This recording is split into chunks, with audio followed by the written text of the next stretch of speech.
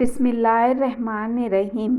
سیدنا عبداللہ بن عمر رضی اللہ عنہ کہتے ہیں کہ رسول اللہ صلی اللہ علیہ وسلم نے فرمایا، دشمن سے ملنے کی تمنا نہ کرو اور اللہ سے عافیت طلب کرو۔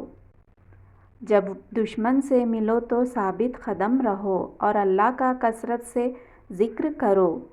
اگر وہ شور کرے اور چلائے تو تم خاموشی اختیار کرو۔